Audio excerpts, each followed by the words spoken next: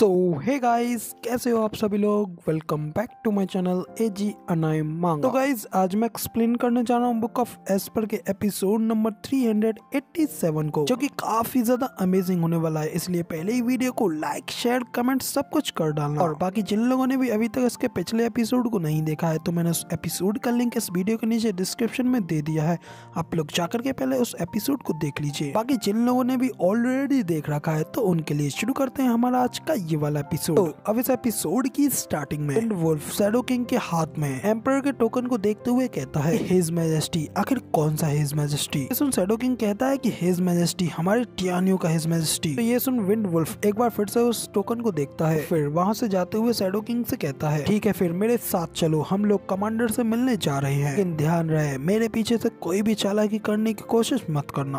अब इसी के साथ हमें अगला सीन कमांडर टूबा टाइसन के टेंट का दिखाया जाता है, यहाँ पे कि बाकी के 5 और 7 वुल्फ्स भी मौजूद होते हैं। उधर ही शैडो किंग टूबा टाइसन को अपने सामने देख उससे कहता है, कमांडर टूबा, मैं एम्पर युवान का शैडो किंग, उनके शैडो गार्ड्स का कैप्टन। मैंने सुना है कि आपने डुगु जेंटियान को बिना किसी समाधान के इतने लंबे समय से फंसा रखा है, इसीलिए मैं यहाँ पे एम्पर की ओर से आपकी सहायता के लिए आया हूँ। इतना कहकर के शैडो किंग टूबा टाइसन को एम्पर की सील दिखाता है और कहता है, ये देखिए ये मेरा टोकन है। तो अब इधर कमांडर टूबा भी उस टोकन को लेते हैं और उसे देखने के बाद कहते हैं कि हाँ ये बिल्कुल असली है, मगर लेकिन ये मेरे और डुगु जेंटियान के बीच एक लास्ट बैटल है, इसलिए मैंने तुम लोगों से कैसी भी हेल्प नहीं मांगी है। हालांकि इस हेल्प को प्रोवाइड कराने के लिए मैं आपके लॉर्ड को काफी ज्यादा अप्रिशिएट करता हूँ, मगर लेकिन आपको लौटना होगा क्योंकि मुझे ये हेल्प नहीं चाहिए। तो अब इधर कमांडर टूबा की ये बात सुनने के बाद शैडो किंग भी कहता है कि नहीं नहीं नहीं कमांडर टूबा, ये सब रिवलरी यानी कि प्रतिद्वंदिता के लिए नहीं है, बल्कि हमारे इन देशों के बीच व्यापार के बारे में है। और सर के पास डुगु आर्मी से निपटने के अलावा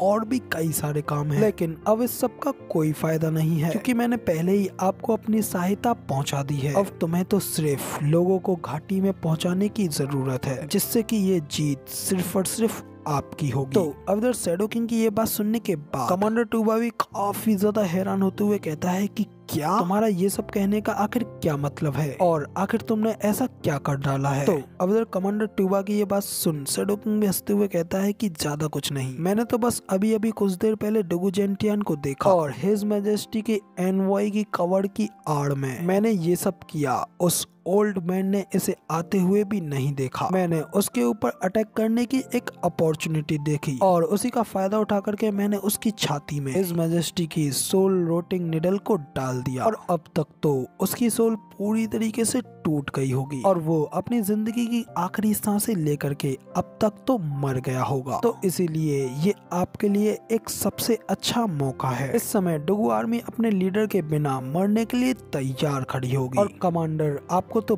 बस सिर्फ उनके ऊपर अपने लोगों के साथ मार्च करना है। तो अब इधर शैडो किंग की ये बात सुनने के बाद शैडो किंग ने इस तरीके से डुगु जेंटियान को पहले ही धोखे से मार डाला है। ये सुनकर कमांडर टूबा काफी ज्यादा गुस्सा हो जाते हैं। तो वो गुस्से में शैडो किंग का गलेमान पकड़ते हुए कहते हैं कि अपना मुंह बंद रखो, मैं डुगु जेंटियान के साथ अनगिनत बार युद्ध कर चुका हूँ, लेकिन इस बार मुझे फायदा हो सकता है। तो कुछ हद तक मुझे इन सब बात की एडवांटेज भी थी, लेकिन कम से कम हमारी ये एक हॉनरेबल लड़ाई थी। लेकिन अब तुमने और तुम्हारे आदमियों ने ऐसा करके अब हमारे पिछले उस युद्ध को पूरी तरीके से बर्बाद कर दिया है। इतना कहकर के कमांडर टूबा गुस्से में शैडो किंग को पीछे की ओर फेंकते हुए कहते हैं कि यहाँ पे इस सब के लिए अकेला डुगु जेंटियान ही क्रोधित नहीं है, बल्कि मैं भी बहुत ज्यादा क्रोधित हूँ। और यहाँ पे सिर्फ एकमात्र रीजन जिसकी की वजह से तुम यहाँ पे अभी भी जिंदा खड़े हो, वो तुम्हारी कही गई टियानियो एनवोई की बकवास है, और नहीं तो डुगु जेंटियान को ट्रिब्यूट यानी कि श्रद्धांजलि देने के रूप में मैं तुम्हें अब तक मार डाल चुका होता।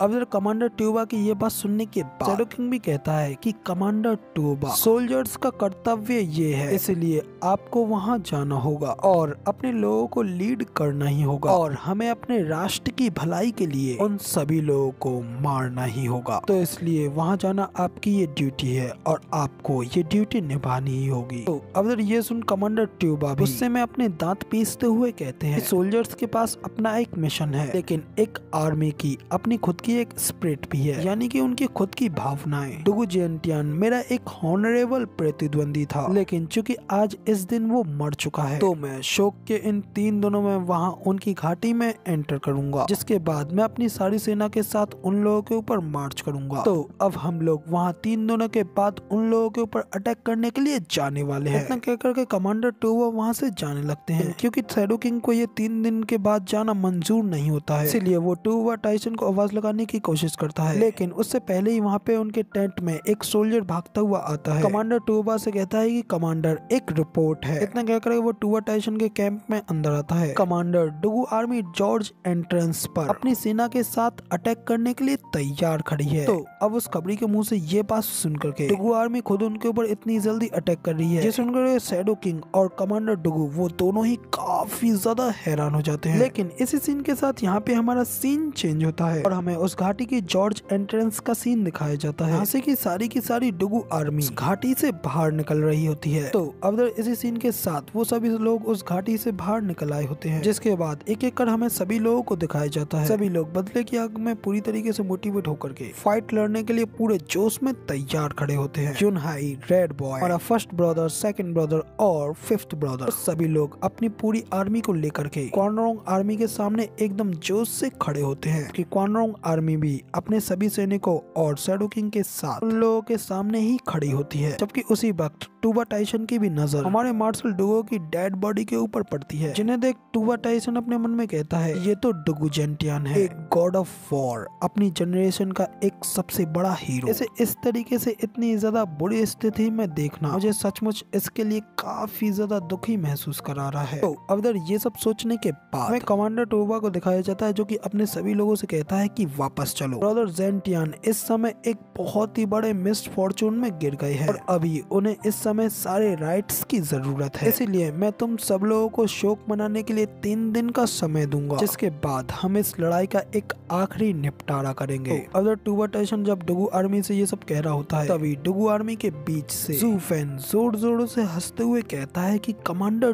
टोबा, ठीक है, मैं आपके इस बात को लेता हूँ, हम लोग आपकी इस उदारता को काफी ज्यादा एप्रिसिएट करते हैं, लेकिन मार्शल डुगू का फ्यूनरल, उनका अंतिम संस्कार बहुत ज्यादा इम्पोर्टेंट है, इसलिए हम उनकी बॉडी को वापस लेना चाहते हैं और उसे अच्छी तरीके से दफनाना चाहते हैं, और यही वो चीज है जो कि हमारे गॉड ऑफ वॉर का अधिकार है और इसी को हम पाना चाहते हैं। तो अब इधर कमांडर टूबा टाइसन भी जू फेन की ये बात सुन करके और उसे देख करके काफी ज्यादा हैरान होते हुए कहता है, अब आखिर ये कौन है। इधर एक तरफ टूबा टाइसन ये सब कह रहा होता है, जबकि दूसरी ओर जू फेन मार्शल डुगू के ड्रैगन सोल स्कार्चिंग ब्लेड के साथ लोगों के सामने अपनी हल्की सी पावर रिलीज करते हुए एकदम बैलेंस तरीके से खड़ा हो जाता है। उसी वक्त टूबा टाइसन की भी नजर जू फेन के हाथों में रखे उस हथियार के ऊपर पड़ती है, जो कि वही डुगू जेंटियान का ड्रैगन सोल स्कार्चिंग ब्लेड होता है। उसे जू फेन के हाथों में देख कर ना सिर्फ टूबा टाइसन बल्कि शैडो किंग भी काफी ज्यादा हैरान होता है। सभी लोग हैरानी से उस वेपन को देखते हुए कहते हैं, ये तो ओल्ड डुगू का ड्रैगन स्लेयर स्कार्चिंग ब्लेड है, लेकिन आखिर ये